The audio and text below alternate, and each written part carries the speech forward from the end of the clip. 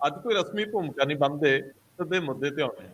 ਮੇਰੇ ਨਾਲ senior journalist ਨੇ ਸਰਦਾਰ ਹਮੀਰ ਸਿੰਘ ਜੀ। ਕੁਝ ਸ਼ੰਕੇ ਮੈਂ ਨਿਵਰਤ ਕਰਨਾ ਚਾਹੁੰਦਾ ਇਹਨਾਂ ਤੋਂ, ਔਰ ਮੇਰੇ ਖਿਆਲ ਇਹ ਸ਼ੰਕੇ ਤੁਹਾਡੇ ਵੀ ਹੋਣਗੇ। ਸਰਦਾਰ ਹਮੀਰ ਸਿੰਘ ਜੀ, ਤੇ ਅੱਜ ਤਾਂ ਤੁਹਾਡੇ ਲਾਗੇ ਮੱਛੀ ਮੰਡੀ ਬਣੀ ਰਹੀ ਸਦਨ ਦੇ ਵਿੱਚ, ਪੰਜਾਬ ਅਸੈਂਬਲੀ ਦੇ ਅੰਦਰ ਰੌਲਾ ਹੀ ਇਸ ਤਰ੍ਹਾਂ ਦਾ ਸੀਗਾ। ਮੈਨੂੰ ਇੰਜ ਕਿਉਂ ਲੱਗ ਰਿਹਾ ਕਿ ਪ੍ਰਤਾਪ ਸਿੰਘ ਬਾਜਵਾ ਵਿਰੋਧੀ ਧਿਰ ਦੇ ਆਗੂ ਵਜੋਂ ਇੱਕ ਜਾਲ ਵਿਛਾ ਕੇ ਬੈਠੇ ਸੀ, ਜਿਹਦੇ ਵਿੱਚ ਸਾਡੇ ਮੁੱਖ ਮੰਤਰੀ ਸਾਹਿਬ ਨੇ ਜਾ ਕੇ ਪੈਰ ਫਸਾ ਲਿਆ। ਤਲਖੀ ਬੇਮਤਲਬ ਦੀ ਸੀ ਦੋਵਾਂ ਧਿਰਾਂ ਵੱਲੋਂ, ਤੇ ਜਿਹੜੇ ਹੁਣ ਇਹ ਵਿਰੋਧ ਹੋ ਰਿਹਾ, ਇਹ ਵੀ ਬੜੇ ਨਿੱਜੀ ਪੱਧਰ ਦੀ ਬਹਿਸ ਹੋਈ ਆ। ਇਹ ਪਹਿਲੇ ਦਿਨ ਦੀ ਲੀਕ ਅਖੀਰ ਤੱਕ ਜਾਊ ਕਿ ਨਹੀਂ? ਜਿਸ ਤਰੀਕੇ ਨਾਲ ਦੋ ਹੀ ਵਿਅਕਤੀ ਆਮਣੇ ਸਾਹਮਣੇ ਨੇ ਤੇ ਬਾਕੀ ਸਦਨ ਸਾਰਾ ਦਰਸ਼ਕ ਗੈਲਰੀ ਵਾਂਗ ਬੈਠਾ ਪਿਆ, ਇਹ ਮੈਨੂੰ ਪਹਿਲੀ ਗੱਲ ਤੇ ਆਪਾਂ ਮੈਂ ਵਾਪਸ ਆਵਾਂ ਕਿ ਕੀ ਬਾਜਵੇ ਵੱਲੋਂ ਵਿਛਾਏ ਜਾਲ ਦੇ ਵਿੱਚ ਮੁੱਖ ਮੰਤਰੀ ਸਾਹਿਬ ਫਸ ਗਏ ਨੇ? ਬਿਲਕੁਲ, ਕਿਉਂਕਿ ਜਦੋਂ ਕੋਈ ਸਵਾਲ ਕਰਦਾ, ਜਦੋਂ ਤੁਹਾਡੇ ਕੋਈ ਚੋਡੀ ਵੱਢਦਾ ਹੈ, ਤਾਂ ਉਹਦਾ ਇਹੀ ਹੁੰਦਾ ਕਿ ਪ੍ਰਵੋਕ ਹੋਵੇ। ਜੇ ਪ੍ਰਵੋਕ ਕਰਨ ਚ ਕਾਮਯਾਬ ਹੋ ਜਾਂਦਾ, ਇਟ ਮੀਨਸ ਜੋ ਚਾਹੁੰਦਾ ਸਾਹਮਣੇ ਵਾਲਾ ਬੰਦਾ ਜਿਹੜਾ ਡਿਬੇਟ ਕਰ ਰਿਹਾ, ਤਾਂ ਉਹਦੇ ਜਾਲ ਚ ਤੁਸੀਂ ਫਸਦੇ ਜਾ ਰਹੇ ਹੋ। ਜੇ ਤੁਸੀਂ ਥੰਮੇ ਨਾਲ ਸਹਿਨਸ਼ੀਲਤਾ ਨਾਲ ਜਵਾਬ ਦਿਓਗੇ ਤਾਂ ਤੁਸੀਂ ਫਸਦੇ ਨਹੀਂ ਹੋ, ਤੁਸੀਂ ਨਿਕਲ ਜਾਂਦੇ ਹੋ। ਥੋੜੇ ਦਿਨ ਪਹਿਲਾਂ ਦੀ ਗੱਲ ਹੈ, ਜਦੋਂ ਐਮਐਲਏ ਦੀ ਟ੍ਰੇਨਿੰਗ ਵਰਕਸ਼ਾਪ ਲਾਈ 2 ਦਿਨ, ਉਦੋਂ ਬਾਜਵਾ ਸਾਹਿਬ ਨਾਲ ਭਗਵੰਤ ਸਿੰਘ ਮਾਨ ਕਹਿ ਰਹੇ ਸੀ ਇਹਨਾਂ ਦਾ ਲੰਮਾ ਤਜਰਬਾ, ਮੈਂ ਵੀ ਕਦੇ ਕਦੇ ਪੁੱਛ ਲੈਣਾ, ਤੁਸੀਂ ਵੀ ਪੁੱਛ ਲਿਆ ਕਰੋ ਕਦੇ ਕਦੇ, ਆਪਾਂ ਪੰਜਾਬ ਲਈ ਤਾਂ ਇਕੱਠੇ ਹੀ ਆ, ਤੇ ਬਾਕੀ ਕੋਈ ਗੱਲ ਨਹੀਂ, ਆਪੋਜੀਸ਼ਨ ਤੇ ਜਿਹੜੀ ਸੱਤਾਧਾਰੀ ਧਿਰ ਦਾ ਆਪੋ ਆਪਣਾ ਰੋਲ ਹੁੰਦਾ ਹੈ। ਤੇ ਮੈਨੂੰ ਲੱਗਦਾ ਜੇ ਉਦੋਂ ਭਗਵੰਤ ਮਾਨ ਉਹਨਾਂ ਨੂੰ ਪਤਾ ਸੀ ਕਿ ਇਹਦਾ ਤਜਰਬਾ ਜਾਂ ਇਹਨਾਂ ਕੋਲ ਗੱਲ ਕਹਿਣ ਦੀ ਕਾਬਲੀਅਤ ਇਸ ਲੈਵਲ ਦੀ ਹੈ, ਤਾਂ ਅੱਜ ਵੀ ਉਹ ਜੇ ਯਾਦ ਹੁੰਦੀ ਨਾ ਦਿਮਾਗ ਦੇ ਵਿੱਚ ਆ ਕੇ ਕਿ ਆਪਾਂ ਵੀ ਕਰ ਲੈਂਦੇ ਆ, ਸ਼ਾਇਦ ਇੱਥੇ ਤੱਕ ਗੱਲ ਨਹੀਂ ਸੀ ਜਾਣੀ, ਤੇ ਇਦੋਂ ਅੱਗੇ ਗੱਲ ਨਿਪਟ ਜਾਂਦੀ ਤਾਂ ਸੀਰੀਅਸ ਡਿਬੇਟ ਹੋਣੀ ਸੀ। ਪਰ ਇਹਦੇ 'ਚ ਇੱਕ ਚੀਜ਼ ਤੁਸੀਂ ਦੇਖੋ ਨਾ, ਭਗਵੰਤ ਮਾਨ ਸਾਹਿਬ ਹੈ ਤੇ ਸੱਚੇ ਸੀ ਉਸ ਦਿਨ।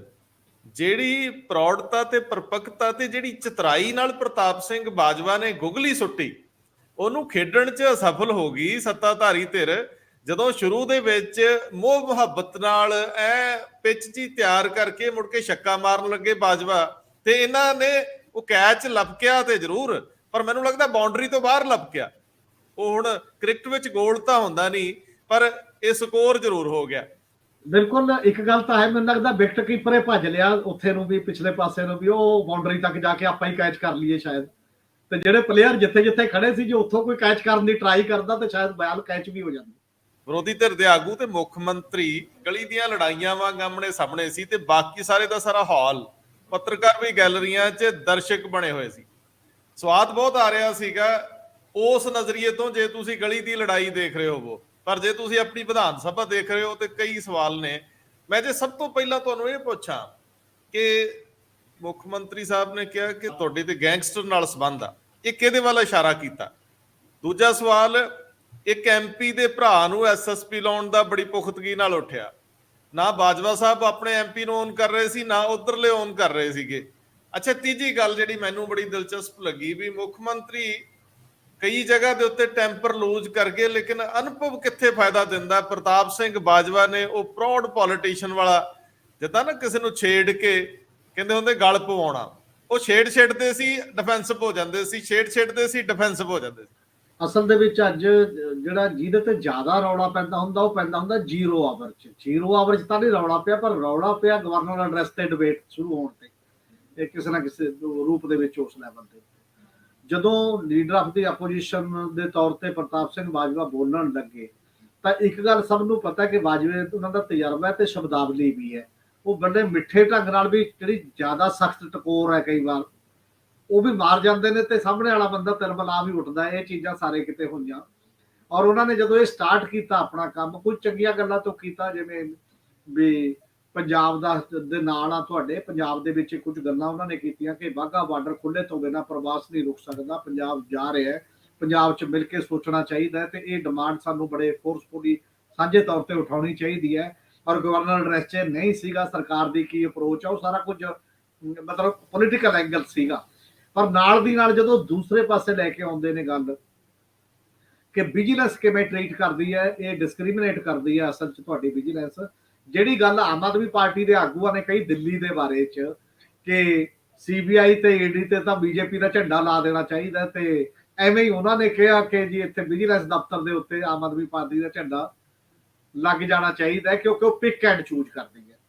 ਇੱਥੋਂ ਭਗਵੰਤ ਮਾਨ ਹੋਣੀ ਖੜੇ ਮਤਲਬ ਉਹ ਆਪਣੀ ਸੀਟ ਤੇ ਖੜੇ ਹੁੰਦੇ ਨੇ, ਕਾਫੀ ਉਹਦੇ ਨਾਲ ਫਿਰ ਤੂੰ ਮੈਂ ਸੁਣਾਈ ਨਹੀਂ ਦਿੰਦਾ, ਬੜੀ ਦੇ ਜਿਵੇਂ ਐਵੇਂ ਹੱਥ ਕੱਢ ਕੱਢ ਕੇ ਲੜਾਈ ਹੁੰਦੀ ਆ ਨਾ, ਬਾਕੀ ਬਿਨਾਂ ਕਿਸੇ ਦਲੀਲ ਤੋਂ ਤੁਹਮਤਬਾਜ਼ੀ ਇੱਕ ਦੂਜੇ ਤੇ, ਉਹ ਸਟਾਰਟ ਹੋ ਜਾਂਦਾ ਹੈ।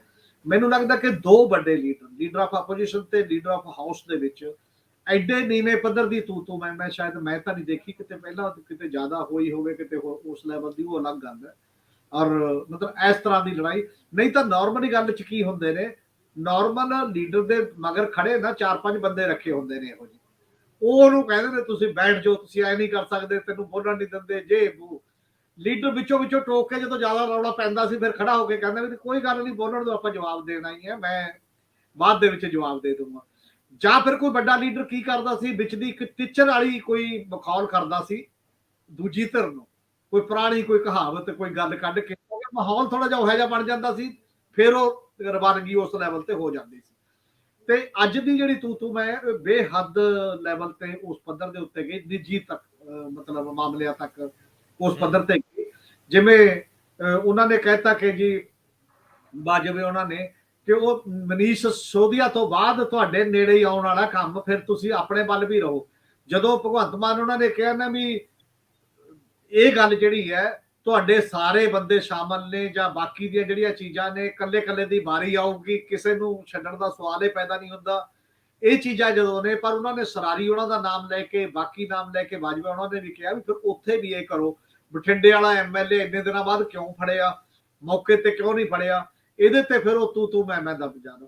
ਈਵਨ ਰੇਤੇ ਤੇ ਵੀ ਗੱਲ ਹੁੰਦੀ ਆ, ਉਹ ਤੇ ਤੂੰ ਮੈਂ ਤੱਕ ਚਲੀ ਜਾਂਦੀ ਹੈ ਕਿ ਤੁਹਾਡਾ ਚੀਫ ਨੇ ਕਿਹਾ ਸੀ, ਤੁਹਾਡੇ ਕਨਵੀਨਰ ਨੇ ਕਿਹਾ ਸੀ 20,000 ਕਰੋੜ ਰੁਪਇਆ ਰੇਤੇ ਚੋਂ ਕਮਾ ਲਾਂਗੇ, ਕਿੰਨੇ ਕਮਾਏ ਬਾਜਵਾਨਾ ਨੇ 2-3 ਵਾਰ ਆ ਕਿਹਾ ਕਿੰਨੇ ਕਮਾਏ, ਫਿਰ ਭਗਵੰਤ ਮਾਨ ਹੋਣੀ ਕਹਿੰਦੇ ਨੇ ਤੁਸੀਂ ਪ੍ਰਿੰਸੀਪਲ ਲੱਗੇ ਹੋ, ਤੁਸੀਂ ਪ੍ਰਿੰਸੀਪਲ ਦੀ ਤਰ੍ਹਾਂ ਹੈਡਮਾਸਟਰ ਦੀ ਤਰ੍ਹਾਂ ਸਾਨੂੰ ਐ ਕਰ ਰਹੇ ਹੋ, ਮੈਂ ਦੇਵਾਂਗਾ ਜਵਾਬ ਬਾਅਦ ਦੇ ਵਿੱਚ ਜੋ ਵੀ ਹੈ। ਜਿਹਨੇ ਤੁਹਾਡੇ ਕੀਤੇ, ਕਾਂਗਰਸ ਦੇ 40 ਬੰਦੇ ਗਏ ਸੀ, 40 ਦੀ ਲਿਸਟ ਸੀ, ਕਾਂਗਰਸ ਇਸ ਕਰਕੇ ਨਹੀਂ ਕਰ ਪਾਈ ਕਿਉਂਕਿ ਪਾਰਟੀ ਦੀ ਬਦਨਾਮੀ ਹੁੰਦੀ ਹੈ। ਨਾਲ ਉਹਨਾਂ ਨੇ ਚੰਨੀ ਦਾ ਨਾਮ ਵੀ ਲਿਆ, ਚੰਨੀ ਦੇ ਹੋਰ ਸਹਿਯੋਗੀ ਇੱਥੇ ਬੈਠੇ ਨੇ, ਉਹਨਾਂ ਦਾ ਨਾਮ ਵੀ ਲਿਆ ਵੀ ਜਦੋਂ ਮੈਂ ਆਊਂਗਾ ਜੇ ਉਹ, ਔਰ ਨਾਲ ਦੂਜਿਆਂ ਦਾ ਨਾਮ ਵੀ ਲਿਆ ਜਿਹੜੇ ਬੀਜੇਪੀ ਚ ਚਲੇ ਗਏ ਸਾਰੇ, ਉਹ ਚ ਸੁਨੀਲ ਜਾਖੜ ਦਾ ਨਾਮ ਵੀ ਲਿਆ, ਉਹਦੇ ਚ ਗੁਰਪ੍ਰੀਤ ਕਾਂਗੜ ਦਾ ਨਾਮ ਵੀ ਲਿਆ, ਉਹਦੇ ਚ ਬਲਵੀਰ ਸਿੱਧੂ ਦਾ ਨਾਮ ਵੀ ਲਿਆ। ਉਹ ਸਭ ਦੇ ਆਮ ਤੌਰ ਤੇ ਮੰਨਿਆ ਜਾਂਦਾ, ਜਿਹੜੇ ਉੱਥੇ ਨਹੀਂ ਹੈ ਉਹਨਾਂ ਦਾ ਨਾਮ ਘੱਟ ਲਿਆ ਜਾਂਦਾ ਵੀ ਚਲੋ ਕੋਈ ਨਹੀਂ, ਉਹ ਟੀਚਰ ਦੇ ਤੌਰ ਤੇ ਜੋ ਮਰਜ਼ੀ ਕਹਿ ਦੋ, ਜੋ ਚਲੇ ਗਏ ਤੇ ਗੱਲ। ਪਰ ਉਹਨੇ ਕੋਟ ਕੀਤਾ ਰਣਦੀਪ ਸੁਰਜੇ ਵਾਲਿਆਂ ਨੂੰ ਕਿ ਤੁਹਾਡੇ ਸੁਰਜੇ ਵਾਲਿਆਂ ਨੇ ਬਗਨੌਰ ਚ ਕਿਹਾ ਸੀ ਵੀ ਪਾਰਟੀ ਛੱਡ ਦੇਣ ਨਾਲ ਖਲਾਸਿਆ ਨਹੀਂ ਹੋਣਾ, ਮਤਲਬ ਬੰਦ ਖਲਾਸੀ ਨਹੀਂ ਹੋਣੀ, ਜਿਹੜੇ ਚ ਮਰਜ਼ੀ ਚਲੇ ਜਾਓ ਹਿਸਾਬ ਤਾਂ ਦੇਣਾ ਪਊਗਾ। ਉਸੇ ਤਰ੍ਹਾਂ ਕਹਿੰਦੇ ਮੈਂ ਕਹਿੰਦਾ ਵੀ ਜਿੱਥੇ ਮਰਜ਼ੀ ਪਾਰਟੀ ਬਦਲ ਲਓ ਹਿਸਾਬ ਦੇਣਾ ਪਏਗਾ। ਇਹ ਜਿਹੜੀ ਉਹ ਕਹਿੰਦੇ ਭਾਵੇਂ ਬੀਜੇਪੀ ਚ ਚਲੇ ਜਾਓ ਤੇ ਭਾਵੇਂ ਜੇਜੇਪੀ ਚ ਚਲੇ ਜਾਓ ਹਿਸਾਬ ਦੇਣਾ ਪੈਣਾ। ਉਹ ਜਿਹੜੇ 40 ਬੰਦੇ ਵਾਲੀ ਗੱਲ ਦਿਲਚਸਪ ਸੀ ਸਰਦਾਰ ਹਰਮੀਤ ਸਿੰਘ ਜੀ, ਉਹ ਕਹਿੰਦੇ ਵੀ ਤੁਹਾਡੇ ਕੈਪਟਨ ਸੋਨੀਆ ਗਾਂਧੀ ਕੋਲ 40 ਬੰਦਿਆਂ ਦੀ ਲਿਸਟ ਲੈ ਕੇ ਗਏ ਸੀ ਵੀ ਆਹ ਸਭ ਕੁਝ ਕਰਦੇ ਆ, ਤੇ ਸੋਨੀਆ ਗਾਂਧੀ ਨੇ ਕਿਹਾ ਨਾ ਨਹੀਂ ਲੈਣੇ, ਪਾਰਟੀ ਦੀ ਬਦਨਾਮੀ ਹੋਊਗੀ। ਤੁਸੀਂ ਪੰਜਾਬ ਦੀ ਬਦਨਾਮੀ ਤੇ ਜਰ ਸਕਦੇ ਹੋ, ਪਾਰਟੀ ਕਾਂਗਰਸ ਤੇ ਨਹੀਂ ਜਰ ਸਕਦੇ। ਭਗਵੰਤ ਮਾਨ ਗੁੱਸੇ 'ਚ ਕਈ ਵਾਰੀ ਆਏ ਔਰ ਉਹਨਾਂ ਦਾ ਗੁੱਸਾ ਜਿਹੜਾ ਉਹ ਕਿਸੇ ਜਗ੍ਹਾ ਤੇ ਆ ਕੇ, ਹਾਲਾਂਕਿ ਨੋ ਡਾਊਟ ਜਦੋਂ ਤੁਹਮਤਬਾਜ਼ੀ ਹੁੰਦੀ ਗੁੱਸਾ ਆ ਜਾਂਦਾ, ਪਰ ਇਹ ਵੱਡੇ ਅਹੁਦੇ, ਇਹ ਕੁਰਸੀਆਂ ਡਿਮਾਂਡ ਕਰਦੀਆਂ ਕਿ ਇਹਨਾਂ ਨਾਲ ਸਭ ਤੋਂ ਵੱਧ ਜ਼ਿੰਮੇਵਾਰੀ ਹੁੰਦੀ ਮਰਿਆਦਾ ਨੂੰ ਕਾਇਮ ਰੱਖਣ ਦੀ ਤੇ ਰਖਵਾਉਣ ਦੀ। ਉਹ ਕਈ ਜਗ੍ਹਾ ਦੇ ਉੱਤੇ ਉਹ ਸਪੀਕਰ ਨੂੰ ਡਿਕਟੇਟ ਕਰ ਰਹੇ ਸੀ, ਤੁਸੀਂ ਇਹਨਾਂ ਦਾ ਖਤਮ ਕਰੋ ਜੀ, ਇਹਨਾਂ ਦਾ ਟਾਈਮ ਖਤਮ ਹੋ ਗਿਆ। ਮੈਨੂੰ ਲੱਗਦਾ ਇਹ ਵੀ ਕੁਝ ਪਹਿਲੂ ਸੀ, ਸ਼ਾਇਦ ਜੇ ਉਹ ਚੁੱਪ ਰਹਿ ਕੇ ਮੁਸਕਰਾ ਕੇ ਸੁਣਦੇ ਤੇ ਪਿੱਛੋਂ ਕੁਝ ਹੋਰ ਲੋਕ ਹਮਲਾਵਰ ਹੁੰਦੇ, ਗੱਲ ਹੋਰ ਹੋਣੀ ਸੀ।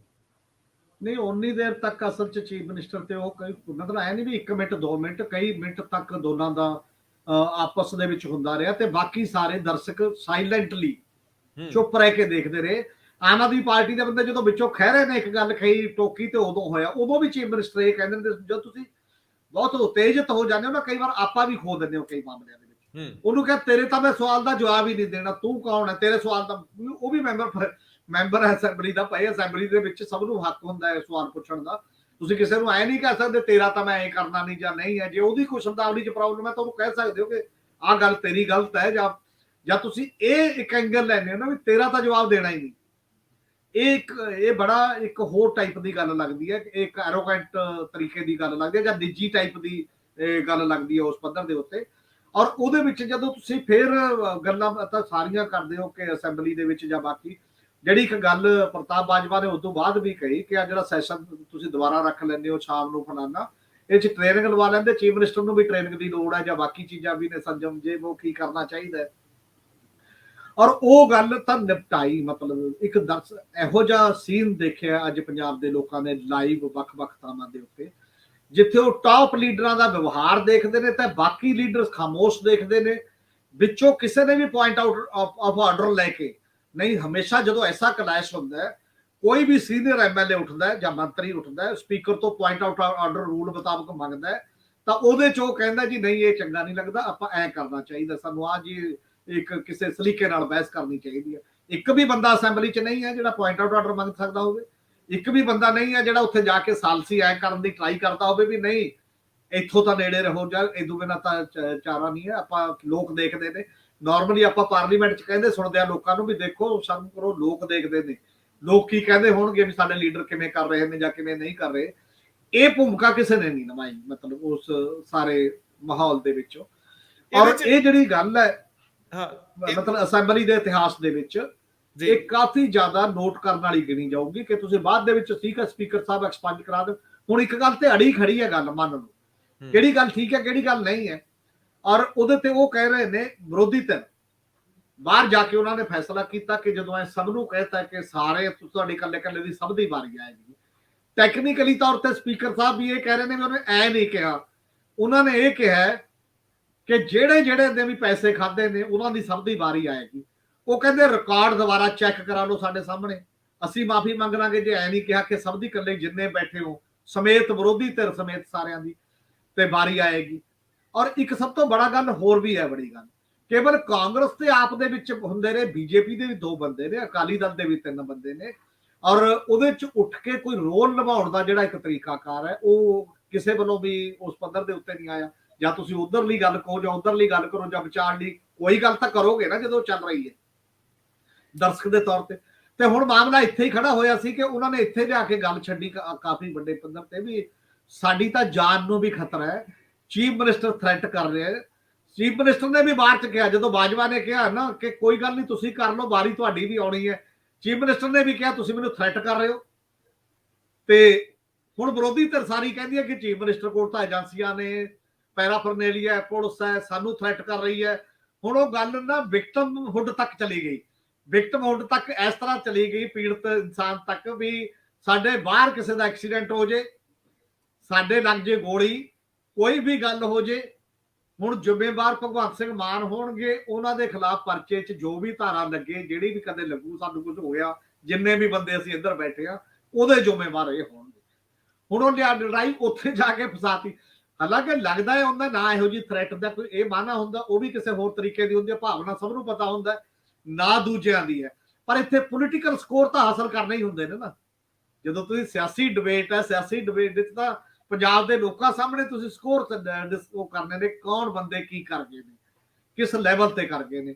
ਔਰ ਇਹ ਸਾਰੇ ਮਾਮਲੇ ਨੂੰ ਹੁਣ ਸਪੀਕਰ ਸਾਹਿਬ ਕਿਵੇਂ ਸੁਲਝਾਉਂਦੇ ਨੇ, ਕੀ ਕਰਦੇ ਨੇ, ਇਹ ਅਜੇ ਕਾਫੀ ਔਖਾ ਜਿਹਾ ਮਾਮਲਾ। ਮੈਨੂੰ ਲੱਗਦਾ ਸਪੀਕਰ ਨੂੰ ਵੀ ਔਖਾ ਹੋ ਜਾਂਦਾ ਕਿ ਆਪਣੀ ਪਾਰਟੀ ਦੇ ਕਿਸੇ ਬੰਦੇ, ਉਹ ਵੀ ਲੀਡਰ ਦੇ ਖਿਲਾਫ। ਸਪੀਕਰ ਸਾਹਿਬ ਨੇ 2 ਵਾਰ ਕਿਹਾ, ਇਹ ਤੋਂ ਪਹਿਲਾਂ ਵੀ ਕਿਹਾ ਸੀ ਕਿ ਲੀਡਰ ਆਫ ਹਾਊਸ ਬੋਲਣ ਜਾਂ ਲੀਡਰ ਆਫ ਆਪੋਜੀਸ਼ਨ ਬੋਲਣ, ਕੋਈ ਮੈਂਬਰ ਡਿਸਟਰਬ ਨਹੀਂ ਕਰੂਗਾ।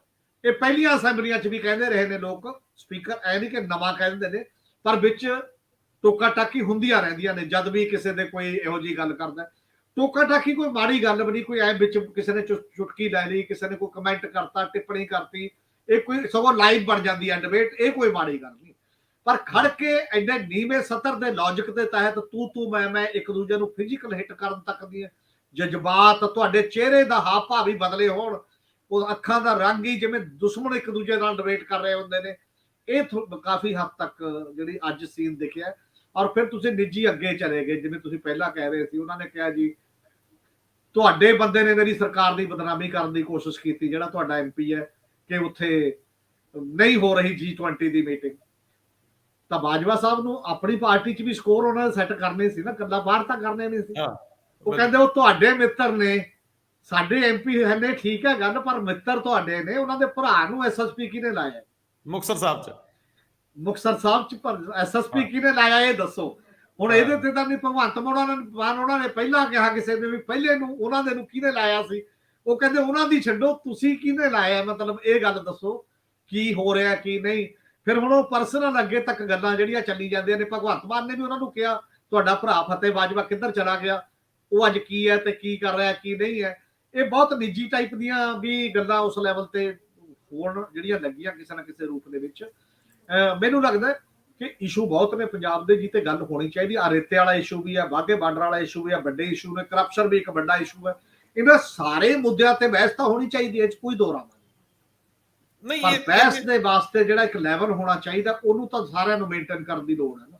ਨਹੀਂ, ਇਹਦੇ 'ਚ ਇੱਕ ਸਰਦਾਰ ਹਰਮੀਤ ਸਿੰਘ ਜੀ ਜਿਹੜੀ ਨੀਂਜ ਲਾ ਕੇ ਦੇਖਣ ਵਾਲੀ ਗੱਲ ਆ, ਜਿਹਦੇ ਉੱਤੇ ਗੱਲ ਹੋਣੀ ਬਣਦੀ ਹੈ।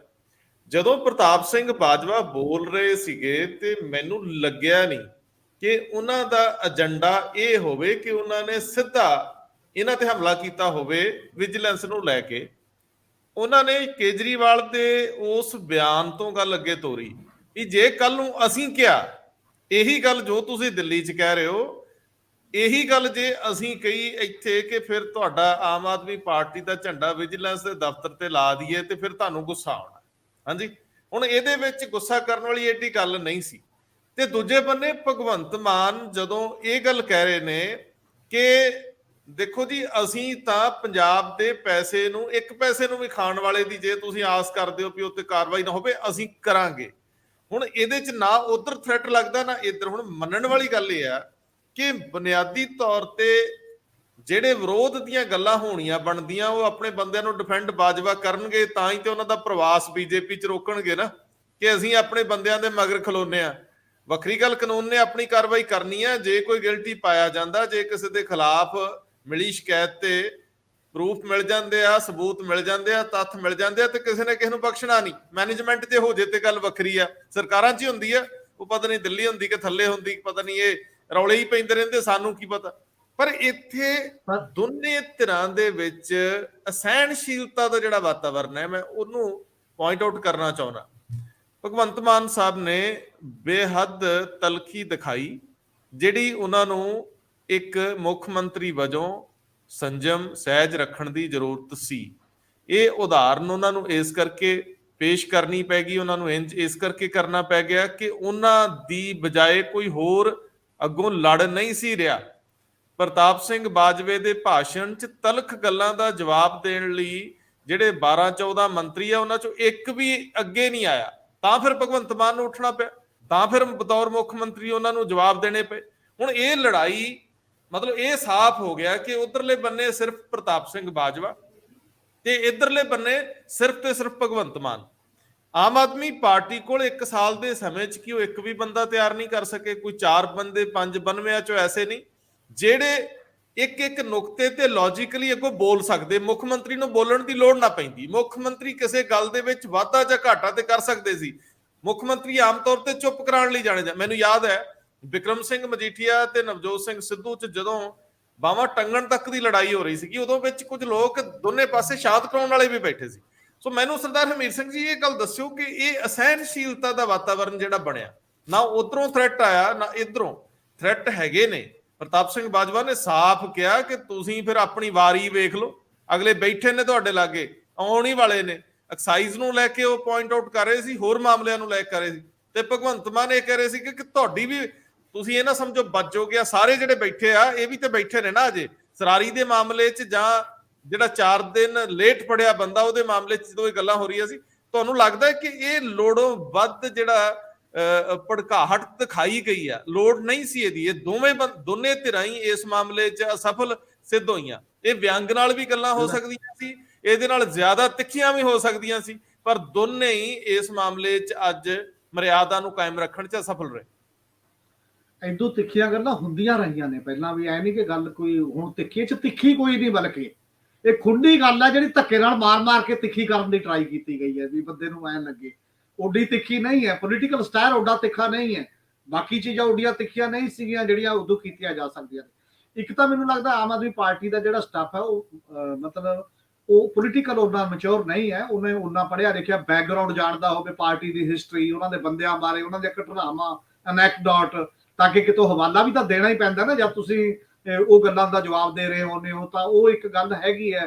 ਤੁਸੀਂ ਪੁਰਾਣੀਆਂ ਬਹਿਸਾਂ ਪੜ੍ਹੋ ਚੱਕ ਕੇ ਅਸੈਂਬਲੀ 'ਚ, ਬਾਕੀ ਲੋਕ ਕੀ ਕਰਦੇ ਰਹੇ, ਕਿਹੜੇ ਲੀਡਰ ਨੇ ਕੀ ਕਿਹਾ ਕਿਹਨੇ ਨਹੀਂ, ਉਹ ਤਾਂ ਗੱਲ ਹੀ ਖਤਮ ਹੈ ਕਿ ਲਾਇਬ੍ਰੇਰੀ ਵੱਲ ਮੂੰਹ ਹੀ ਨਹੀਂ ਹੁੰਦਾ ਕਿਸੇ ਵੀ ਐਮਐਲਏ ਐਮਪੀ ਦਾ। ਮੈਨੂੰ ਲੱਗਦਾ ਬਹੁਤਿਆਂ ਦਾ ਜਿਹੜੇ ਜਦੋਂ ਐਡੀਆਂ ਲਾਇਬ੍ਰੇਰੀਆਂ ਇਸ ਲਈ ਸੀਗੀਆਂ ਕਿ ਉਹ ਆ ਕੇ ਬੈਠਿਆ ਕਰਨਗੇ, ਉਹਨਾਂ ਨੂੰ ਤਾਂ ਐਂ ਵੀ ਇਕੱਲੇ ਵਿਧਾਨ ਸਭਾ ਤੱਕ ਨਹੀਂ ਤਾਂ ਉੱਥੇ ਐਸਡੀਐਮ ਤੇ ਤਹਿਸੀਲਦਾਰਾਂ ਨਾਲ ਕਿਹਾ ਕਰਾਂਗੇ, ਵਿਧਾਨ ਸਭਾ ਚ ਸੈਸ਼ਨ ਦੇ ਦਿਨ ਆਵਾਂਗੇ, ਇਦੋਂ ਬਿਨਾਂ ਕੀ ਲੈਣਾ ਆਪਾਂ ਕਿਸੇ ਲਾਇਬ੍ਰੇਰੀ ਤੋਂ। ਉਹ ਵੀ ਇੱਕ ਗੱਲ ਹੈਗੀ ਹੈ। ਦੂਜੀ ਗੱਲ ਮੇਰੇ ਖਿਆਲ ਚਾਹੇ ਆਪੋਜੀਸ਼ਨ ਹੋਵੇ ਚਾਹੇ ਉਹ ਹੈ, ਜਿਹੜਾ ਲੋਕ ਸਰੋਕਾਰਾਂ ਦਾ ਕੰਮ ਹੈ ਉਹਦੇ ਨਾਲ ਕਮਿਟਮੈਂਟ ਦਾ ਜਿਹੜਾ ਸਵਾਲ ਹੈ ਉਹ ਲਗਾਤਾਰ ਘਟਦਾ ਜਾ ਰਿਹਾ। ਬਿਜ਼ਨਸ ਦਾ ਰਲਾਵਟ ਜਿਹੜੀ ਹੈ ਰਾਜਨੀਤੀ ਦੇ ਵਿੱਚ ਬਿਜ਼ਨਸ ਦੇ ਤੌਰ ਤੇ ਉਹ ਸਭ ਦੇ ਸਾਹਮਣੇ ਹੈ। ਹੁਣ ਸਪੋਜ਼ ਕਰੋ ਜਿਹੜੀ ਇੱਕ ਗੱਲ ਭਗਵੰਤ ਮਾਨ ਉਹਨਾਂ ਨੇ ਕਹੀ ਸੀ, ਇਹ ਕਿਹਾ ਸੀ ਕਿ ਤੁਹਾਡੇ ਲੀਡਰਾਂ ਦੇ ਗੈਂਗਸਟਰਾਂ ਨਾਲ ਸੰਬੰਧ ਨੇ, ਔਰ ਬਿਨਾਂ ਸ਼ੱਕ ਉਹ ਅੰਸਾਰੀ ਦੇ ਮਾਮਲੇ 'ਚ ਕਿਹਾ ਜਾ ਸਕਦਾ ਹੈ, ਬਿਨਾਂ ਸ਼ੱਕ ਉਦੋਂ ਵੀ ਇਹ ਰੌਲਾ ਪਾਉਂਦੇ ਰਹੇ, ਗੱਲ ਕਰਦੇ ਰਹੇ। ਔਰ ਜਦੋਂ ਜੇਲ੍ਹ ਮੰਤਰੀ ਪੰਜਾਬ ਦੇ ਭਗਵੰਤ ਮਾਨ ਦੀ ਸਰਕਾਰ 'ਚ ਹਰਜੋਤ ਬੈਂਸ ਸੀ, ਉਦੋਂ ਪਿਛਲੀ ਅਸੈਂਬਲੀ ਦੇ ਸੈਸ਼ਨ 'ਚ ਉਹਨਾਂ ਨੇ ਉਹ ਲਿਆਂਦਾ ਸੀ ਨਾ ਇੱਕ ਚਿੱਠਾ ਵੀ ਕਮਾਲ ਹੈ, ਮੇਰੇ ਕੋਲ ਤਾਂ ਹੈ, ਉਹਦੀ ਜਨਾਨੀ ਰਹਿੰਦੀ ਰਹੀ, ਆਹ ਰਹਿੰਦਾ ਰਿਹਾ, ਆਹ ਹੈ, ਇਹ ਤਾਂ ਬਸ ਗਏ ਤੇ ਗਏ। ਉਹ ਫਾਈਲ ਕਿੱਥੇ ਗਈ?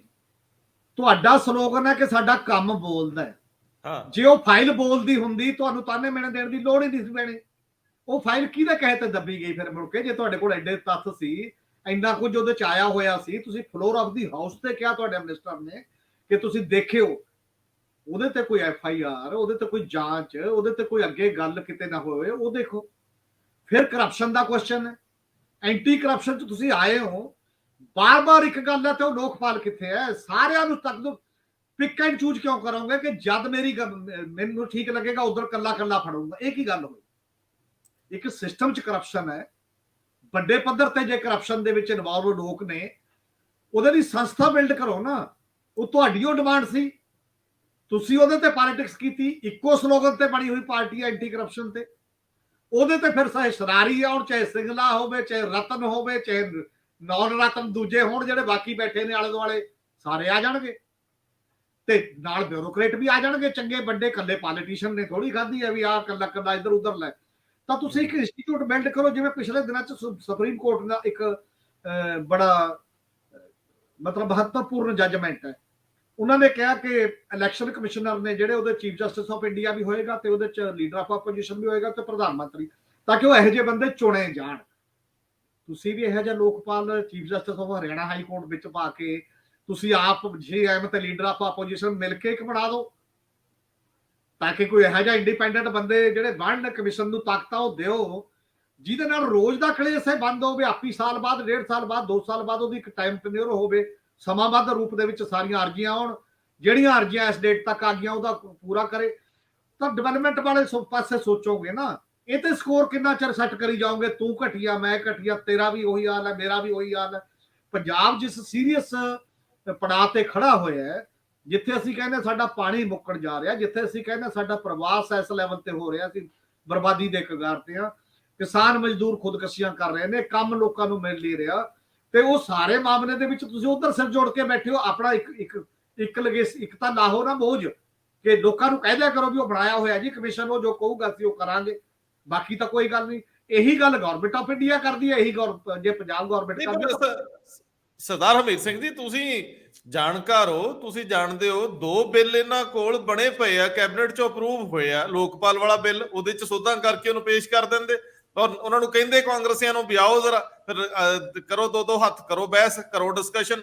ਤੇ ਦੂਜਾ ਜਿਹੜਾ ਹੈਗਾ ਸੀਗਾ ਹਿੱਤਾਂ ਦੇ ਟਕਰਾਅ ਵਾਲਾ, ਜਿਹੜਾ ਕਨਫਲਿਕਟ ਆਫ ਇੰਟਰਸਟ ਆ, ਉਹ ਵੀ ਤਾਂ ਡਰਾਫਟਿੰਗ ਹੋਈ ਪਈ ਹੈ, ਉਹਨੂੰ ਵੀ ਲਿਆਓ ਕਿ ਜਿਹੜਾ ਬੰਦਾ ਕਿਸੇ ਕਾਰੋਬਾਰ 'ਚ ਹੈ ਉਹਦੇ ਸੰਬੰਧੀ ਉਹਦੇ ਕੋਲ ਤਾਕਤ ਨਾ ਹੋਵੇ, ਪੋਰਟਫੋਲੀਓ ਨਾ ਹੋਵੇ, ਨਾ ਮੰਤਰੀ ਹੋਵੇ, ਨਾ ਚੇਅਰਮੈਨ ਹੋਵੇ, ਨਾ ਕੋਈ ਅਫਸਰ ਹੋਵੇ ਉਸ ਮਹਿਕਮੇ ਦਾ। ਇਹ ਵੀ ਤੇ ਸਵਾਲ ਨੇ ਨਾ। ਇਹਨਾਂ ਨੇ ਉਸ ਐਂਗਲ ਤੋਂ ਤਾਂ ਗੱਲ ਤੋਰੀ ਨਹੀਂ, ਗੱਲ ਤਾਂ ਤੋਰੀ ਲੜਾਈ ਵਾਲੀ। ਸਿਆਸਤ 'ਚ ਨੈਰੇਟਿਵ ਸੈੱਟ ਹੁੰਦੇ ਆ, ਨੈਰੇਟਿਵ ਸਰਕਾਰਾਂ ਬਣਾਉਂਦੇ ਤੇ ਡਿੱਗਦੇ ਆ। ਇਹ ਇੰਨੇ ਕੁ ਸਿਆਣੇ ਤਾਂ ਸਾਰੇ ਹੈਗੇ, ਇਹਨਾਂ ਨੂੰ ਪਤਾ ਹੈ ਕਿ ਜੇ ਕੁਝ ਕਰਨ ਲੱਗ ਗਏ ਤੇ ਕੱਲ ਨੂੰ ਇਹ ਨਾ ਹੋਵੇ ਕਿ ਸਾਡੇ ਜੁੰਡਿਆਂ ਨੂੰ ਹੱਥ ਪੈ ਜਾਏ। ਜਿੰਨੇ ਵੀ ਬੰਦੇ ਹੈਗੇ ਇਹ ਸਾਰੇ ਦੇ ਸਾਰੇ ਇਸ ਗੱਲੋਂ ਡਰਦੇ ਵੀ ਆ ਕਿ ਜੇ ਕੋਈ ਸਖਤ ਬਿੱਲ ਆ ਗਿਆ, ਜੇ ਕੋਈ ਕਾਨੂੰਨ ਕੋਈ ਸਖਤ ਆ ਗਿਆ ਤੇ ਕੱਲ ਨੂੰ ਕੋਈ ਵਿਰੋਧੀ ਸਾਡੇ ਗਲ ਦੇ ਵਿੱਚ ਸੱਪ ਨਾ ਪਾ ਦੇ। ਇੱਕ ਦੂਜੇ ਤੋਂ ਹੀ ਡਰੀ ਜਾਂਦੇ ਨੇ ਕਿ ਜੇ ਇਹ ਸੱਤਾ 'ਚ ਰਹਿੰਦਿਆਂ ਕੋਈ ਚੀਜ਼ ਲੈਣ ਦੀ ਤੇ ਜਦੋਂ ਸੱਤਾ ਤੋਂ ਬਾਹਰ ਹੋਏ ਦੂਜੇ ਦੀ ਦੁਰਵਰਤੋਂ ਨਾ ਕਰ ਲੈਣ। ਮੈਨੂੰ ਅੱਜ ਤੱਕ ਸਮਝ ਹੀ ਨਹੀਂ ਆਈ ਬਈ ਜਿਹੜੀਆਂ ਚਰਚਾਵਾਂ ਬਿੱਲਾਂ ਤੇ ਹੋਣੀਆਂ ਚਾਹੀਦੀਆਂ, ਜਿਹੜੀਆਂ ਚਰਚਾਵਾਂ ਕਾਨੂੰਨ ਬਣਾਉਣ ਤੇ ਹੋਣੀਆਂ ਚਾਹੀਦੀਆਂ, ਉਹਦੇ 'ਚ ਚੰਗਾ ਕੀ, ਮਾੜਾ ਕੀ, ਦੁਰਵਰਤੋਂ ਕੀ, ਵਰਤੋਂ ਕੀ, ਉਹ ਤਾਂ ਕਦੇ ਅੱਜ ਤੱਕ ਬਹਿਸ ਸੁਣੀ ਹੀ ਨਹੀਂ। ਉਹ ਜਾਂ ਆਉਂਦੇ ਆ ਵਨ ਲਾਈਨਰ ਪਾਸ ਹੋ ਕੇ ਗਾਂ ਜਾਂਦੇ। ਹਾਂ, ਬੇਅਦਬੀ ਮਾਮਲਿਆਂ ਤੇ ਬਹਿਸ ਇਹਨਾਂ ਕੀਤੀ ਸੀ, ਇੱਕ ਵਾਰੀ ਅੱਤਵਾਦ ਤੇ ਬਹਿਸ ਹੋਈ ਸੀ। ਉਹ ਸਾਰੀਆਂ, ਉਹ ਬਹਿਸ ਚੋਂ ਫਿਰ ਕੁਝ ਨਿਕਲਦਾ ਨਹੀਂ, ਅਖੀਰ ਦੇ ਵਿੱਚ ਉਹ ਢੋਲ ਜਿਹਾ ਜਿੱਦਾਂ ਸਾਰੀ ਬੇਅਦਬੀ ਮਾਮਲਿਆਂ 'ਚ ਬਹਿਸ ਕੀਤੀ ਤੇ ਲਾਸਟ ਵਿੱਚ 2 ਲਾਈਨਰ ਆ ਗਿਆ ਕਿ ਮਤਾ ਇਹ ਪਾਉਂਦਾ ਕਿ ਅਸੀਂ CBI ਤੋਂ ਜਾਂਚ ਵਾਪਸ ਲੈਣੀ ਹੈ, ਤੇ ਬਾਅਦ ਦੇ ਵਿੱਚ ਕੋਰਟ 'ਚੋਂ ਵੀ ਜਾ ਕੇ ਮਾਮਲਾ ਫਸ ਗਿਆ। ਕਿੰਨੀ ਦੇਰ ਬਾਅਦ ਉਹ ਸਿਰੇ ਚੜਿਆ ਸੀ। ਤੇ ਜੇ ਗਵਰਨਮੈਂਟ ਹੀ ਮੂਵ ਕਰ ਜਾਂਦੀ ਉਸ ਮਾਮਲੇ 'ਚ ਕਿ ਅਸੀਂ ਤਾਂ ਵਾਪਸ ਲੈਣੀ, ਤੇ ਸ਼ਾਇਦ ਇਹ ਤੋਂ ਘੱਟ ਸਮਾਂ ਉਹ 'ਚ ਲੱਗਦਾ। ਸੋ ਜਿਹੜੀ ਇਸ ਵੇਲੇ ਨਿੱਜੀ ਲੜਾਈ ਹੈ, ਇਹ ਲੜਾਈ ਲੋਕਾਂ ਦਾ ਧਿਆਨ ਮੁੱਦਿਆਂ ਤੋਂ ਭਟਕਾਉਣ ਹਟਾਉਣ ਲਈ ਹੈ, ਕਿਉਂਕਿ ਆਮ ਆਦਮੀ ਪਾਰਟੀ ਕੋਲ ਵੀ ਉਹਨੇ ਸੋਰਸਸ, ਉਹਨੇ ਸਾਧਨ ਹੈ ਨਹੀਂ ਕਿ ਉਹ ਲੋਕਾਂ ਨਾਲ ਕੀਤੇ ਪ੍ਰੋਮਿਸਿਸ ਨੂੰ ਸਿਰੇ ਚਾੜ ਸਕੇ। ਪ੍ਰਤਾਪ ਬਾਜਵਾ ਦੀ ਉਹ ਗੱਲ ਕਾਫੀ ਵਜਨਦਾਰ ਹੈ ਕਿ ਜਰਾ ਦੱਸਿਓ 22,000 ਕਰੋੜ ਦੀ ਸਬਸਿਡੀ ਤੇ ਪੈਸੇ ਤੁਸੀਂ PSPCL ਨੂੰ ਦੇ ਦਿਓਗੇ? ਇਹ ਸਾਰੀਆਂ ਚੀਜ਼ਾਂ ਦੇ ਉੱਤੇ ਮੈਨੂੰ ਲੱਗਦਾ ਕੋਈ ਬਹਿਸ ਆਉਣ ਦੀ ਬਜਾਏ ਅਗਲੇ ਨੂੰ ਕਹਿਣਾ ਤੂੰ ਕੌਣ ਹੁੰਦਾ ਸਵਾਲ ਪੁੱਛਣ ਵਾਲਾ ਵੀ। ਜੇ ਇਹ ਲਫ਼ਜ਼ ਸਿੱਧੇ ਨਾ ਵੀ ਮੰਨੇ ਜਾਣ ਤੇ ਅਗਲੇ ਨੂੰ ਇਧਰੋਂ ਦੀ ਗੋਲ ਗਲੂੰਡੀ ਪਾ ਲੋ, ਘੇਰ ਲੋ, ਮਤਲਬ ਬੋਲਣ ਜੋਗਾ ਛੱਡਣਾ ਨਹੀਂ ਅਸੀਂ। ਮੁੱਖ ਮੰਤਰੀ ਸਾਹਿਬ ਨੇ ਆਖਰ ਦੇ ਵਿੱਚ ਸਾਰੀ ਬਹਿਸ ਦਾ ਜਵਾਬ ਦੇਣਾ ਹੈ, ਪਰ ਉਸ ਤੋਂ ਪਹਿਲਾਂ ਜਿਹੜੀ ਇਹ ਸਾਰੀ ਗੱਲਬਾਤ ਹੋਈ ਇਹਦਾ ਕੋਈ ਜਵਾਬ ਦੇਊਗਾ? ਨਹੀਂ, ਇਹਦਾ ਜਵਾਬ ਨਹੀਂ। ਔਰ ਮੈਨੂੰ ਇਹ ਲੱਗਦਾ ਕਿ ਜੇਕਰ ਮੁੱਖ ਮੰਤਰੀ ਹੋਵੇ ਜਾਂ ਲੀਡਰ ਆਫ ਆਪੋਜੀਸ਼ਨ ਆਪਣੀ ਗੱਲ ਕਹਿਣ ਸਲੀਕੇ ਨਾਲ, ਜਿੰਨਾ ਮਰਜ਼ੀ ਉਹਨਾਂ ਨੇ ਦੋਸ਼ ਲਾਉਣੇ ਨੇ, ਤੇ ਉਸ ਤੋਂ ਬਾਅਦ ਉਹ ਸੁਣ ਲਓ। ਸੁਣ ਕੇ ਤੁਸੀਂ ਸਾਰੀਆਂ ਗੱਲਾਂ ਨੂੰ ਰੱਦ ਕਰ ਸਕਦੇ ਹੋ ਨਾ, ਵੀ ਆਹ ਗੱਲਾਂ ਜਿਹੜੀਆਂ ਬਿਲੋ ਦੀ ਬੈਲਟ ਨੇ ਇਹਦਾ ਮੈਂ ਜਵਾਬ ਨਹੀਂ ਦਊਂਗਾ। ਇੱਕ ਰਸੇ ਵੀ ਕਹਿ ਸਕਦੇ ਹੋ, ਕੋਈ ਜ਼ਰੂਰੀ ਨਹੀਂ ਹਰ ਗੱਲ ਦਾ ਜਵਾਬ ਦੇਣਾ। ਤੁਸੀਂ ਕਹਿ ਸਕਦੇ ਹੋ ਆਹ ਗੱਲਾਂ ਨੇ ਜਿਹੜੀਆਂ ਇਹਦਾ ਕੋਈ ਲੌਜਿਕ ਨਹੀਂ ਹੈ, ਕਹਿ ਸਕਦੇ ਹੋ, ਬਲਕਿ ਤਾਂ ਸਾਹਮਣੇ ਵਾਲਾ ਬੋਲਣ ਲੱਗਣ ਲੱਗ ਜਾਊਗਾ। ਹੁਣ ਤੁਸੀਂ ਜਦੋਂ ਭੰਗੜਾ ਪਾਉਣਾ ਸ਼ੁਰੂ ਕਰ ਦਿੰਦੇ ਹੋ ਉਸੇ ਹਰ ਗੱਲ ਤੇ, ਹਰ ਛੋਟੀ ਗੱਲ ਤੇ, ਹਰ ਟਾਂਚ ਤੇ, ਸਹਿਣਸ਼ੀਲਤਾ ਦਾ ਲੈਵਲ ਜਿਹੜਾ ਉਸ ਪੱਧਰ ਦੀ ਇੱਕ ਮੈਚੁਰਿਟੀ ਨਹੀਂ ਹੈ। ਨਾਰਮਲੀ ਸਾਡੇ ਕਲਚਰ 'ਚ ਤਾਂ ਆਮ ਕਿਹਾ ਜਾਂਦਾ ਨਾ ਕਿ ਜਦੋਂ ਦਲੀਲ ਨਾ ਹੋਵੇ ਉਦੋਂ ਲੜਾਈ ਹੁੰਦੀ, ਤੇ ਜਦੋਂ ਲੌਜਿਕ ਨਾ ਸੁਝਦਾ ਹੋਵੇ ਤੇ ਉਦੋਂ ਬੰਦਾ ਗਰਮ ਬੋਲਦਾ, ਉਦੋਂ ਜ਼ਿਆਦਾ ਉੱਚੀ ਨਾਅਰੇਬਾਜ਼ੀ ਕਰਦਾ, ਗਾਲੀ ਗਲੋਚ ਕਰਦਾ। ਜਦੋਂ ਦਲੀਲ ਹੋਵੇ ਤੁਹਾਡੇ ਕੋਲ ਇੱਕ ਦੂਜੇ ਦੇ ਕੋਲ, ਤਾਂ ਤੁਸੀਂ ਦਲੀਲ ਦਾ ਜਵਾਬ ਦਲੀਲ ਨਾਲ ਦਿੰਦੇ ਹੋ। ਤਾਂ 4 ਤੱਥ ਰੱਖ ਦਿੰਦੇ ਹੋ, 4 ਦਲੀਲਾਂ ਰੱਖ ਦਿੰਦੇ ਹੋ। ਸਾਹਮਣੇ ਵਾਲੇ ਬੰਦੇ ਨੂੰ ਨਹੀਂ ਨਾ ਮੰਨੇ, ਉਹ ਲੋਕ ਦੇਖਦੇ ਨੇ ਨਾ। ਤੁਸੀਂ ਤਾਂ ਕਾਹਦੇ ਲਈ ਕਰਨਾ? ਤੁਸੀਂ ਇੱਕ ਦੂਜੇ ਨੂੰ ਥੋੜੀ ਮਨਾਉਣਾ, ਤੁਸੀਂ ਲੋਕਾਂ ਨੂੰ ਦੱਸਣਾ ਵੀ ਮੈਂ ਇਹ ਗੱਲ ਉਠਾ ਰਿਹਾ ਤੇ ਇਹ ਗੱਲ ਜ਼ਿਆਦਾ ਵਾਜਬ ਹੈ। ਲੋਕਾਂ ਤੇ ਇੰਨਾ ਕੁ ਤਾਂ ਯਕੀਨ ਕਰੋ ਕਿ ਇੰਨੇ ਕੁ ਸਿਆਣੇ ਉਹ ਹੈਗੇ ਨੇ, ਆਪ ਹੀ ਦੇਖ ਲੈਣਗੇ ਕਿ ਕਿਹੜੀ ਗੱਲ ਠੀਕ ਹੈ, ਕਿਹੜੀ ਗੱਲ ਨਹੀਂ ਹੈ, ਤੇ ਤੁਸੀਂ ਆਪਣੀ ਗੱਲ ਕਰਦੇ ਜਾਓ ਉਸ ਤਰੀਕੇ ਦੇ ਨਾਲ। ਪਰ ਨਾਲ ਦੀ ਨਾਲ ਇੱਕ ਗੱਲ ਜ਼ਰੂਰ ਹੈ, ਇਹ ਜਿਹੜੇ ਸਾਰੇ ਸਾਡੇ ਬਹਿਸ ਇਹਨਾਂ ਥਾਵਾਂ ਦੇ ਉੱਤੇ ਹੋ ਰਹੀ ਹੈ ਜਾਂ ਕਿਤੇ ਵੀ ਹੈ, ਔਰ ਇਹ ਇਸੇ ਕਰਕੇ ਸੈਸ਼ਨ ਲੰਮੇ ਚੱਲਣੇ ਚਾਹੀਦੇ ਨੇ, ਕੱਲੇ 3 ਦਿਨ ਦੇ ਨਹੀਂ। ਜੇ ਅੱਜ ਆ 1 ਸਾਲ ਦੇ ਵਿੱਚ ਨਾ 50 80 90 ਦਿਨ ਲੱਗੇ ਹੁੰਦੇ ਪੁਰਾਣੇ, ਹਰੇਕ MLA ਨੂੰ ਬੋਲਣਾ ਸਿਖਾਉਂਦੇ, ਹਰੇਕ ਬੰਦੇ ਨੂੰ ਬੋਲਣਾ ਸਿਖਾਉਂਦੇ, ਤਾਂ ਅਲੱਗ-ਅਲੱਗ ਹੈ। ਸਾਡੇ ਨੇ ਕਿ ਜਿੰਨੇ ਬੰਦੇ ਨੇ ਉਹਨਾਂ ਕੁ ਟਾਈਮ ਮਿਲੂਗਾ ਜਿੰਨੇ ਇੱਕ ਪਾਰਟੀ ਦੇ ਬੰਦੇ ਨੇ। ਹੁਣ ਭਗਵੰਤ ਮਾਨ ਉਹਨੇ ਵੀ ਆਪਾਂ ਬੋਲਦੇ ਸੁਣੇ ਨੇ ਪਾਰਲੀਮੈਂਟ ਦੇ ਵਿੱਚ, ਕਿੰਨਾ ਟਾਈਮ ਮਿਲਦਾ ਜੀ? ਤੁਹਾਡਾ 2 ਮਿੰਟ ਨੇ ਜੀ, ਤੁਹਾਡੇ 3 ਮਿੰਟ ਨੇ। ਬਾਹਲਾ ਹੀ ਕਹਿ ਕੂ ਕੇ ਸਪੀਕਰ ਨੂੰ 5 ਮਿੰਟ ਕਰ ਲੈਂਦੇ ਸੀ, ਤੇ 5 ਮਿੰਟ 'ਚ ਇੱਕ ਕਵਿਤਾ ਸੁਣਾਈ ਜਾ ਸਕਦੀ ਹੈ ਤੇ ਕਮੈਂਟ ਕੀਤਾ ਜਾ ਸਕਦਾ। ਕਿੱਡਾ ਕੁ ਸੀਰੀਅਸ ਤੁਸੀਂ ਡਿਬੇਟ ਦੇ ਵਿੱਚ ਹਿੱਸਾ ਲੈ ਸਕਦੇ ਹੋ। ਇਸ ਲਈ ਓਵਰਆਲ ਸਾਡੇ ਮਾਹੌਲ ਦਾ ਵੀ ਇੱਕ ਗੱਲ ਹੈ ਕਿ ਤੁਸੀਂ ਬੰਦਿਆਂ ਨੂੰ ਬੋਲਣ ਲਈ ਇੱਕ ਟਾਈਮ ਦਿੰਦੇ ਹੋ, ਤੇ ਟਾਈਮ ਬੜੇ ਲੀਡਰ ਹੀ ਖਾ ਜਾਂਦੇ ਨੇ, ਛੋਟਿਆਂ ਦਾ ਵੀ ਉੱਥੇ ਵੀ ਵਿਚਾਰਿਆਂ ਨਾਲ ਮਤਲਬ ਵਿਤਕਰਾ ਹੁੰਦਾ ਜਿਹੜੇ ਬਾਕੀ ਦੇ ਬੰਦੇ ਨੇ। ਔਰ ਅੱਜ ਦਾ ਜਿਹੜਾ ਡਿਬੇਟ ਦਾ ਲੈਵਲ ਹੈ, ਇੱਕ ਤਾਂ ਉਹ ਵਿਵਹਾਰ ਦੇ ਪੱਧਰ ਤੋਂ ਬਹੁਤ ਹੋਣਾ ਹੈ, ਪਰ ਜਿਹੜੇ ਮੁੱਦਿਆਂ ਤੇ ਲੜਾਈ ਹੋਈ, ਮੁੱਦੇ ਬਹੁਤ ਸੀਰੀਅਸ ਨੇ। ਐ ਨਹੀਂ ਹੈ ਕਿ ਮੁੱਦੇ ਸੀਰੀਅਸ ਨੇ। ਰੇਤੇ ਦਾ ਮੁੱਦਾ ਸੀਰੀਅਸ ਮੁੱਦਾ ਹੈ, ਬਾਕੀ ਦੇ ਜਿੰਨੇ ਵੀ ਮੁੱਦੇ ਉਹਦੇ ਚ ਹੋਏ ਨੇ, ਚਾਹੇ ਉਹ ਬੇਰੁਜ਼ਗਾਰੀ ਦਾ ਮੁੱਦਾ, ਚਾਹੇ ਉਹ ਵਾਘਾ ਬਾਰਡਰ ਦਾ ਮੁੱਦਾ, ਚਾਹੇ ਉਹ ਵੱਖ-ਵੱਖ ਮੁੱਦੇ ਨੇ। ਅੱਜ ਵੀ ਤੁਸੀਂ ਦੇਖੋ 0 ਆਵਰ ਦੇ ਵਿੱਚ ਵੀ ਕੁਐਸਚਨ ਉਠਾਏ, ਬਹੁਤ ਛੋਟੇ-ਛੋਟੇ ਕੁਐਸਚਨ ਹੁੰਦੇ ਰਹੇ। ਜਿਹੜਾ ਸਰਕਾਰੀ ਧਿਰ ਦਾ MLA ਤਾਂ ਡਰ ਕੇ ਉਠਾਉਂਦਾ ਨਾ ਵਿਚਾਰਾ, ਉਹ ਤਾਂ ਇਹੀ ਕਹਿੰਦਾ ਵੀ ਕਿਤੇ ਨਾਰਾਜ਼ ਹੀ ਨਾ ਹੋ ਜੇ ਕੋਈ। ਜਿਵੇਂ ਕਈ ਬੰਦੇ ਇਮੋਸ਼ਨਲ ਨੇ, ਗਾਂਧੀ ਪਰਿਵਾਰ ਦਾ ਨਾਂ ਜੇ ਕਾਂਗਰਸੀ ਕਹਿਣਾ ਚਾਹੇ ਨਾ ਕਹੇ, ਉਹ ਉੱਠਣਗੇ ਜ਼ਰੂਰ ਵੀ ਉਹਨੂੰ ਕਿਵੇਂ ਕਹਿਤਾ ਜੀ ਤੁਸੀਂ। ਉਵੇਂ ਕੇਜਰੀਵਾਲ ਦਾ ਨਾਮ ਆ ਜੇ ਨਾ, ਚਾਹੇ ਕੋਈ ਗੱਲ ਹੋਵੇ ਨਾ ਹੋਵੇ, ਸੱਚੀ ਵੀ ਹੋਵੇ, ਤਾਂ ਆਮ ਆਦਮੀ ਪਾਰਟੀ ਦੇ ਲੀਡਰਾਂ ਦੀ ਮਜਬੂਰੀ ਆ, ਉੱਠਣਾ ਹੀ ਪਊਗਾ। ਕੱਲ ਨੂੰ ਨਹੀਂ ਬੌਸ ਕੋ ਤੂੰ ਬੋਲਿਆ ਨਹੀਂ ਭਾਈ, ਉੱਥੇ ਅੱਗੇ ਨੂੰ ਨਹੀਂ ਚਾਹੀਦਾ ਕੁਛ। ਇਹ ਜਿਹੜੇ ਤਰੀਕੇ ਨੇ ਨਾ, ਮੋਦੀ ਦੇ ਖਿਲਾਫ ਇੱਕ ਵੀ ਬੋਲ ਕੇ ਗੱਲ ਦੇਖੋ ਬੀਜੇਪੀ ਵਾਲੇ ਕਿਵੇਂ ਪੈਂਦੇ ਨੇ। ਔਰ ਇਸ ਕਰਕੇ ਇਹ ਜਿਹੜਾ ਇੱਕ ਤਰੀਕਾਕਾਰ ਹੈ ਨਾ, ਹੇਠਲੇ ਜਿਹਦੇ ਮਰਜ਼ੀ ਖਿਲਾਫ ਕਹੀ ਜਾਓ। ਈਵਨ ਭਗਵੰਤ ਮਾਨ ਦੇ ਖਿਲਾਫ ਕਿੰਨਾ ਕੁਛ ਕਹੋ, ਆਮ ਆਦਮੀ ਪਾਰਟੀ ਵਾਲਾ ਕੋਈ ਬੋਲਦਾ ਦੇਖਿਆ ਤੁਸੀਂ ਪਿਛਲੇ ਦਿਨਾਂ ਦੇ ਵਿੱਚ? ਜਿੰਨਾ ਗਵਰਨਰ ਨਾਲ ਤੇ ਚੀਫ ਮਿਨਿਸਟਰ ਦਾ ਕਲੇਸ਼ ਰਿਹਾ ਆਪਸ ਦੇ ਵਿੱਚ, ਟਕਰਾਅ, ਕਿੰਨੇ ਕੁ ਲੀਡਰ ਬੋਲਦੇ ਰਹੇ ਨੇ ਜੀ ਉਹਦੇ ਤੇ, ਕੀ ਗੱਲ ਕਰਦੇ ਰਹੇ ਨੇ, ਕੀ ਭੂਮਿਕਾ ਪੋਲੀਟੀਕਲ ਨਿਭਾਉਂਦੇ ਰਹੇ ਨੇ ਐਜ ਏ ਪਾਰਟੀ ਵੀ ਤੇ as a legislative assembly leadership ਵੀ। ਨਹੀਂ ਬੋਲਣ ਦਿੰਦੇ ਤੁਸੀਂ ਉਹਨਾਂ ਨੂੰ, ਤਾਂ ਉਹਨਾਂ ਨੂੰ ਬੋਲਣ ਲਾਓ, ਤਾਂ ਤੁਹਾਡੀ ਸਮਰੱਥਾ ਬਣੂਗੀ। ਉਹ ਤੁਹਾਡੇ ਨਾਲ ਖੜੇ ਹੋਣਗੇ 4 ਬੰਦੇ, ਉਹ ਡਰਦੇ ਵਿਚਾਰੇ ਉਹਨਾਂ ਚਿਰ ਹੀ ਨਹੀਂ ਬੋਲਦੇ ਕਿ ਤਾਂ ਸਾਨੂੰ ਕਹਿ ਦੇਣ ਤੈਨੂੰ ਕਿਹਨੇ ਕਿਹਾ ਸੀ ਬੋਲਣ ਨੂੰ। ਪਹਿਲਾਂ ਤਾਂ ਉਹਨਾਂ ਚ ਇਹ ਡਰ ਹੈ, ਤੁਸੀਂ ਕਹੋ ਵੀ ਬੋਲਿਆ ਕਰੋ ਚੱਜ ਦੀ ਗੱਲ, ਤਾਂ ਕਿ ਸਪੋਰਟ ਮਿਲਦੀ ਹੈ ਇੱਕ ਦੂਜੇ ਨੂੰ ਆਪਸ ਦੇ ਵਿੱਚ ਗੱਲ ਕਹਿਣ ਦੀ। ਇਹਦੇ ਕਰਕੇ ਜਿਹੜਾ ਅੱਜ ਦਾ ਅਸੈਂਬਲੀ ਅਜੇ ਚੱਲਣੀ ਹੈ, ਜਿਹੜੀ 2 ਐਕਟਾਂ ਦੀ ਤੁਸੀਂ ਗੱਲ ਕੀਤੀ, ਚਾਹੇ ਉਹ ਲੋਕਪਾਲ ਵਾਲਾ ਚਾਹੇ ਕਨਫਲਿਕਟ ਆਫ ਇੰਟਰਸਟ ਦਾ, ਇਸ ਅਸੈਂਬਲੀ ਚ ਵੀ ਬਿੱਲ ਆ ਸਕਦੇ ਨੇ। ਜੇ ਸਿੰਸਾਇਟੀ ਹੈ, ਸਾਰੇ ਬੰਦਿਆਂ ਨੂੰ ਉਸ ਲੈਵਲ ਤੇ ਲਿਆਉਣਾ ਚਾਹੀਦਾ। ਇੱਕ ਬਿੱਲ ਸੁਖਪਾਲ ਖਹਿਰਾ ਨੇ ਵੀ ਦਿੱਤਾ ਸਪੀਕਰ ਸਾਹਿਬ ਨੂੰ, ਪਤਾ ਨਹੀਂ ਉਹ ਆਏਗਾ ਪਤਾ ਨਹੀਂ ਆਏਗਾ, ਕਿ ਇੱਥੇ ਜਿੰਨੇ ਵੀ ਬੰਦੇ ਆਉਂਦੇ ਨੇ ਕੋਈ ਪਰਮਾਨੈਂਟ ਨਾ ਹੋਵੇ, ਵਰਕ ਪਰਮਿਟ ਹੋ ਜੇ, ਉਹਦਾ ਕੋਈ ਸਾਲ ਕੋਈ ਕ੍ਰਾਈਟੇਰੀਆ ਮਿੱਥਿਆ ਜਾਣਾ ਚਾਹੀਦਾ, ਕੌਣ ਪਰਮਾਨੈਂਟ ਹੋ ਸਕਦਾ ਕੌਣ ਨਹੀਂ, ਜਿਵੇਂ ਬਾਕੀ ਦੀਆਂ ਚੀਜ਼ਾਂ ਨੇ ਜਿਹੜੇ ਬਾਰ-ਬਾਰ ਉਹ ਇਸ਼ੂ ਉੱਠਦੇ ਨੇ ਕਿ ਤੁਸੀਂ ਜੇ ਜ਼ਮੀਨ ਰਾਜਸਥਾਨ ਦੇ ਵਿੱਚ, ਜੇ ਹਿਮਾਚਲ ਦੇ ਵਿੱਚ, ਜੇ ਉੱਤਰਾਖੰਡ ਦੇ ਵਿੱਚ ਜਾਂਦੇ ਹੋ ਤੇ ਕਿੰਨਾ ਚਿਰ ਬਾਅਦ ਤੁਸੀਂ ਖਰੀਦ ਸਕਦੇ ਹੋ, ਨਹੀਂ ਖਰੀਦ ਸਕਦੇ, ਉਹ ਸਾਰੇ ਇਸ਼ੂ ਨੇ। ਇਸ਼ੂ ਤਾਂ ਹੈਗਾ ਹੀ ਆ ਡਿਸਕਸ ਬਾਰ-ਬਾਰ ਹੋਣ ਵਾਲਾ, ਉਹ ਲੱਗੂਗਾ ਜਾਂ ਨਹੀਂ ਲੱਗੂਗਾ ਨਹੀਂ ਪਤਾ, ਪਰ ਇਹ ਜਿਹੜੀਆਂ ਚੀਜ਼ਾਂ ਨੇ ਜਿਹੜੇ ਸਾਰੇ ਲੋਕਾਂ ਦੇ ਇੱਕ ਕੰਸਰਨ ਨੇ, ਸਵਾਲ ਨੇ, ਉਹਨਾਂ ਤੇ ਹੈ। ਔਰ ਇਹਨਾਂ ਸਰਕਾਰਾਂ ਦੇ ਵਿੱਚ ਮੈਨੂੰ ਨਹੀਂ ਲੱਗਦਾ ਕਿ ਕਿਸੇ ਨੇ ਵੀ ਇਹ ਗੱਲ ਉਠਾਉਣੀ ਹੈ, ਮੈਨੂੰ ਲੱਗਦਾ ਕਾਂਗਰਸੀ ਨੇ ਵੀ ਨਹੀਂ ਉਠਾਉਣੀ ਤੇ ਕਿਸੇ ਨੇ ਵੀ ਨਹੀਂ। ਔਰ ਲਗਾਤਾਰ ਸੁਇਸਾਈਡ ਜਿਹੜੇ ਹੋ ਰਹੇ ਨੇ ਐਤਕੀ ਪੂਰੇ 1 ਸਾਲ ਦੇ ਅੰਦਰ, ਇੱਕ ਨਵਾਂ ਪੈਸਾ ਕਿਸੇ ਪਰਿਵਾਰ ਨੂੰ ਨਹੀਂ ਮਿਲਿਆ। ਜੇ ਉਹ ਪਿਛਲੇ ਬਜਟ 'ਚ ਰੱਖਿਆ ਸੀ ਉਹ ਪੈਸੇ ਕਿੱਧਰ ਗਏ, ਜੇ ਨਹੀਂ ਰੱਖਿਆ ਸੀ, ਜਦੋਂ ਤੁਸੀਂ ਕਹਿੰਦੇ ਸੀ ਕਿ ਖੁਦਕੁਸ਼ੀ ਹਜੇ ਰੁਕ ਜਾਓ, ਸਾਡੀ ਸਰਕਾਰ ਆਉਣ ਵਾਲੀ ਹੈ, 2-4 ਹਫ਼ਤੇ ਤਾਂ ਰੁਕੋ, ਤੇ 12 ਮਹੀਨੇ ਹੁਣ ਰੁਕਿਆ ਨੂੰ ਹੋ ਗਏ, ਤੇ ਜੇ ਹੈਲਪ ਕੀ ਕਰਨੀ ਸੀ। ਇਹ ਬਹੁਤ ਸੀਰੀਅਸ ਮੁੱਦੇ, ਲੋਕਾਂ ਦੀਆਂ ਜ਼ਿੰਦਗੀਆਂ ਦੇ ਮੁੱਦੇ ਨੇ, ਉਹਨਾਂ ਤੇ ਚਰਚਾ ਕੌਣ ਕਰੇਗਾ। ਜੇ ਦੂਸਰਬਾਜ਼ੀ ਹੋ ਜਾਏਗੀ, ਉਹ ਵਿੱਚੇ ਮਰ ਜਾਣਗੇ ਮੁੱਦੇ ਤੇ, ਉਹਨਾਂ ਤੇ ਗੱਲ ਨਹੀਂ ਹੋਣੀ। ਇਹ ਬਹੁਤ ਅਹਿਮ ਸਵਾਲ ਨੇ ਜਿਹੜੇ ਤੁਸੀਂ ਉਠਾ ਰਹੇ ਹੋ, ਪਰ ਮੈਨੂੰ ਸ਼ੱਕ ਹੈ ਕਿ ਇਹਨਾਂ ਨੂੰ ਐਡਰੈਸ ਕੀਤਾ ਜਾਊਗਾ, ਕਿਉਂਕਿ ਜਿਸ ਪੱਧਰ ਦੀ ਬਹਿਸ ਅੱਜ ਅਸੀਂ ਵੇਖੀ ਆ, ਮੈਨੂੰ ਲੱਗਦਾ ਜਦੋਂ ਸ਼ੁਰੂਆਤ ਇੰਜ ਦੀ ਹੋਵੇ ਤੇ ਫਿਰ ਸਮਾਪਨ ਤੱਕ ਮਾਹੌਲ ਉਹੀ ਰਹਿੰਦਾ। ਇਹ ਤਲਖੀਆਂ ਜਾਣ ਬੁੱਝ ਕੇ ਘੜ ਲੀਆਂ ਗਈਆਂ ਤਾਂ ਕਿ ਇਹਨਾਂ ਮਾਮਲਿਆਂ ਤੋਂ ਪਾਸੇ ਦੀ ਲੰਘ ਲਈਏ ਜਿਨ੍ਹਾਂ ਦੇ ਬਾਰੇ ਲੋਕਾਂ ਨੇ ਕੱਲ ਨੂੰ ਪੁੱਛਣਾ ਹੈ। ਵਿਰੋਧੀ ਧਿਰਾਂ ਵੀ ਉਹ ਰੋਲ ਨਿਭਾਉਣ ਦੇ ਵਿੱਚ ਕਾਰਗਰ ਨਹੀਂ ਸਾਬਤ ਹੋ ਰਹੀਆਂ। ਹਾਲਾਂਕਿ ਵਿਰੋਧੀ ਕਹਿਣਗੇ ਅਸੀਂ ਇਸ ਤੋਂ ਵੱਧ ਕਰ ਵੀ ਕੀ ਸਕਦੇ ਹਾਂ, ਗੱਲ ਵੀ ਠੀਕ ਹੈ ਵੀ ਕਰ ਵੀ ਕੀ ਸਕਦੇ ਆ, ਪਰ ਇੱਥੇ ਸਿਹਤਮੰਦ ਰੁਝਾਨ ਪੈਦਾ ਕਰਨੀ ਜ਼ਿੰਮੇਵਾਰੀ 2 ਵਿਅਕਤੀਆਂ ਦੇ ਹੱਥ ਆ, ਇੱਕ ਸਪੀਕਰ ਤੇ ਦੂਜੇ ਸੀਐਮ ਸਾਹਿਬ, ਜਿਨ੍ਹਾਂ ਨੇ ਇਹ ਸਾਰੀ ਜਿੰਨੀ ਰਜੀਮ ਹੈ, ਸੱਤਾ ਦੀ ਨਵੀਂ ਰਜੀਮ, ਇਹਦੇ ਵਿੱਚ ਲੀਡ ਕਰਨਾ ਹੈ। ਤੇ ਉਹਨਾਂ ਨੂੰ 5-10 ਬੰਦੇ ਇਹੋ ਜਿਹੇ ਤਿਆਰ ਵੀ ਕਰ ਲੈਣੇ ਚਾਹੀਦੇ ਆ ਤਾਂ ਕਿ ਉਹਨਾਂ ਦੀ ਗੈਰ ਹਾਜ਼ਰੀ ਦੇ ਵਿੱਚ ਸਦਨ ਦਾ ਮਾਹੌਲ ਨੀਰਸ ਨਾ ਹੋਵੇ, ਬੋਰੀਅਤ ਵਾਲਾ ਨਾ ਹੋਵੇ, ਰੌਚਕਤਾ ਬਣੀ ਰਵੇ, ਕੋਈ ਲੀਡ ਤਾਂ ਕਰੇ, ਕੋਈ ਬੰਦਾ ਹਾਜ਼ਰੀ ਬਣਾ ਕੇ ਰੱਖੇ। ਸੱਤਾਧਾਰੀ ਧਿਰ ਵੱਲੋਂ ਮੁੱਖ ਮੰਤਰੀ ਦੀ ਗੈਰ ਹਾਜ਼ਰੀ 'ਚ ਸੁੰਨਾਪਣ ਬੜਾ ਖਲਦਾ ਹੈ। ਇਹ ਬੜਾ ਅਹਿਮ ਸਵਾਲ ਆ ਕਿ ਤੁਸੀਂ ਆਪਣੇ ਬੰਦਿਆਂ ਨੂੰ ਟ੍ਰੇਨਡ ਕਿਵੇਂ ਕਰਨਾ। ਬਹੁਤ ਮਿਹਰਬਾਨੀ, ਸ਼ੁਕਰੀਆ ਜੀ।